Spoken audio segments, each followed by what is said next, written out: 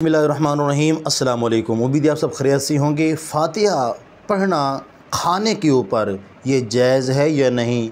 जब कलाम इलाही पढ़ के खाने के ऊपर फातिहा पढ़ी जाती है तो हमारे मुआशरे में काफ़ी ये फतवे जारी कर दी जाती हैं। कोई कहता है सवाब का काम है, इसको तर्क नहीं करना, कोई कहता है ये हराम है, कोई कहता है ये जायज़ है, कोई कहता है ये सुन्नत है, कोई कहता है ये जनाब जो है मुस्तहब अमल है। आखिर ये है क्या खाने के ऊपर फातिहा पढ़ना? आज इसी मसले के ऊपर डिस्कस करेंगे। आपने गुजारिश है कि आपने इस वीडियो को मुकम्मल वाच करना है ताकि आपको मुकम्मल तौर पर इस मसाले की हकीकत से आगाही मिल सके। पीर अजमल रज़ा कादरी साहब और मौलाना तौसीफ़ुर्रहमान के दरमियान एक इल्मी बहस होने वाली है।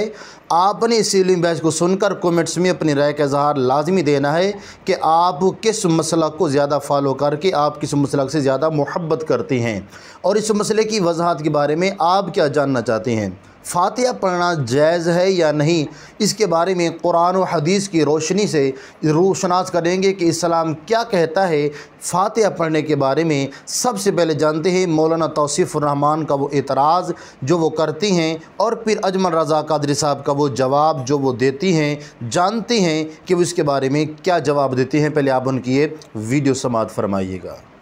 खाने पर फातिहा देना कुरान और हदीस से साबित है। देखिए, कुछ आमाल ऐसे होते हैं जो बज़ाहिर बड़े अच्छे लगते हैं और बज़ाहिर उन आमाल के करने में कोई हरज भी नज़र नहीं आता। उसी कबील में से एक अमल ये भी है, खाना सामने रख के सूरत फातिहा पढ़ना, चारों कुल पढ़ना, आयतुल कुर्सी पढ़ना। बज़ाहिर इसमें कोई हरज नज़र नहीं आता, अच्छा ही काम लगता है।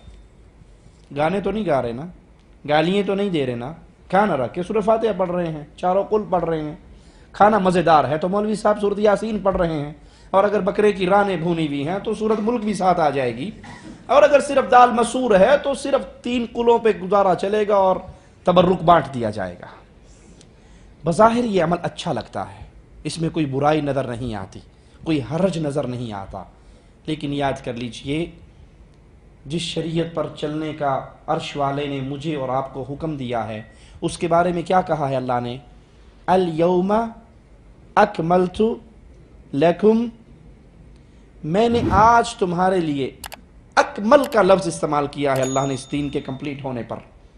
सुपरलेटिव डिग्री है, इसका माना है कि ये दीन इतना कंप्लीट है, इतना कंप्लीट है कि इसमें अब एक ज़र्रे के भी इजाफे की गुंजाइश बाकी नहीं है। दोस्तों, आपने तो मौलाना तौसीफ़ुर्रहमान का वह जवाब सुन लिया।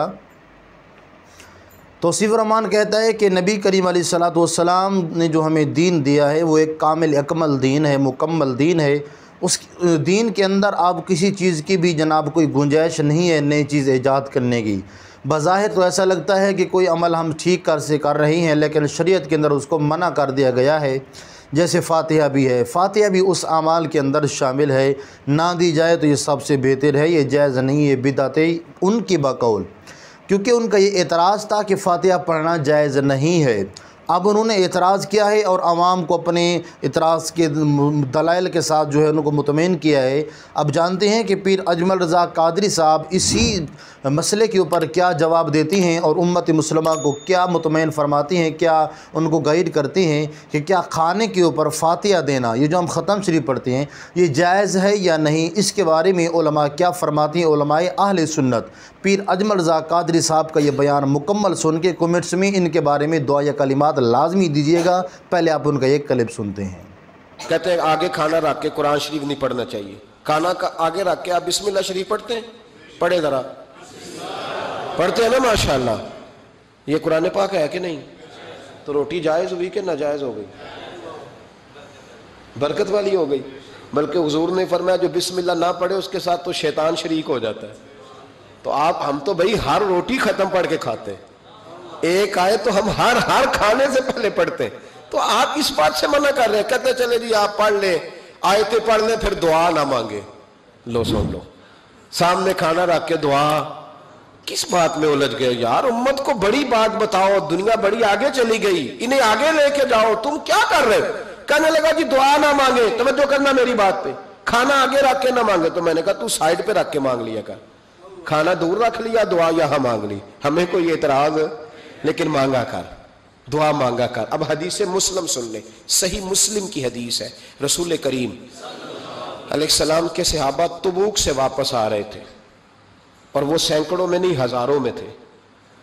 کھانا ختم ہو گیا، پانی بھی ختم ہو گیا. صحابہ کرام نے مشورہ کیا اب اس طرح کرتے ہیں، ایک ایک اونٹ ذبح کرتے ہیں، ذبح کر کے اونٹ پکانا شروع کرتے ہیں. ختم شریف کی بات عرض کر رہا ہوں کیونکہ اب ختم ہو گیا. سارے جمع ہو کے حضرت عمر کے پاس گئے، کہنے لگے حضور اس طرح کریں، ہم ایک ایک اونٹ اب ذبح کریں گے اور اسے کھائیں گے. حضرت عمر فرمانے لگے اونٹ ذبح کر لو گے تو سواری کس پہ کرو گے؟ کہ حضور پھر کیا کریں؟ فرمایا جتنا جتنا کھانا تمہارے پاس ہے نا میرے پاس لاؤ. کسی کے پاس اتنی سی کھجوریں تھیں، کسی کے پاس آدھا کلو سرکہ تھا، کسی کے پاس چند بچے ہوئے ٹکڑے تھے، سارا کچھ حضرت عمر کے پاس لائے. جناب عمر نے اپنی چادر میں، اپنے صافے میں سارا کچھ باندھا، سیدھے دروازہ رسول پہ پہنچ گئے. نبی کریم علیہ السلام کے آگے کھانا رکھ کے، آگے لنگر رکھ کے حضرت عمر کہنے لگے یا رسول اللہ ذرا برکت کی دعا کر دے. ہزاروں میں لشکر ہے. یہ نظریہ ہے جناب عمر فاروق کا، یہ طریقہ ہے حضرت عمر کا. نہ اس طرح کرو، امت کو نہ لڑاؤ. میرے رسول کریم علیہ السلام کے غلام نے، حضرت عمر نے کھانا آگے رکھا تو حضور مسکرائے. وہ حضور کہنے لگے عمر تو تہ تک ہی پہنچ گیا ہے. حضور مسکرائے اور مسکرا کے محبوب نے ہاتھ اٹھائے، دعا فرمائی. حضرت عمر کہتے ہیں جب میں اٹھا کے لے گیا تو وزن اس کا اتنا ہی تھا، جب میں لایا تھا جتنا وزن تھا وزن بعد میں بھی اتنا ہی تھا. فرماتے ہیں میں نے وہ کھول دیا، اتنا سا کھانا تھا. میں نے کہا لو بھی کھاتے جاؤ. کہنے لگے ہزاروں کے لشکر نے کھا لیا، کھانا پھر بھی بچ گیا. فرمانے لگے واپس مدینے آنے تک ہم کھاتے رہے پر وہ کھانا ختم نہیں ہوا.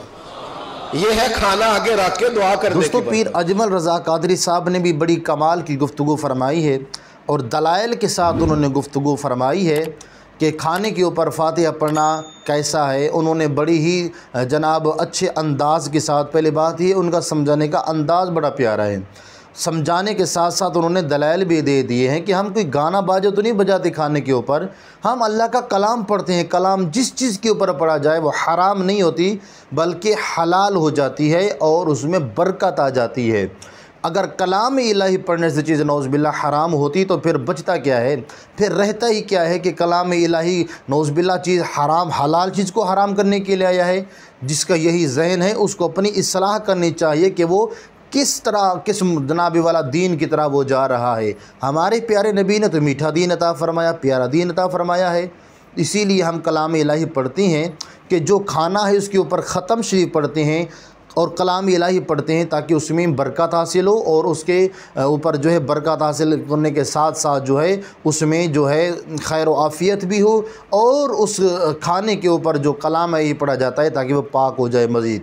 تو اسی لیے مسئلہ کہ اہل سنت کا جواب زیادہ بہتر، کیونکہ انہوں نے بڑی ہی اعلیٰ جناب انداز کے ساتھ اور اعلیٰ دلائل کے ساتھ انہوں نے امت مسلمہ کو گائیڈ فرمایا ہے. اسی لیے کھانے کے اوپر فاتحہ پڑھنا جائز ہے، اور یہ جناب والا کوئی گناہ کا کام نہیں ہے.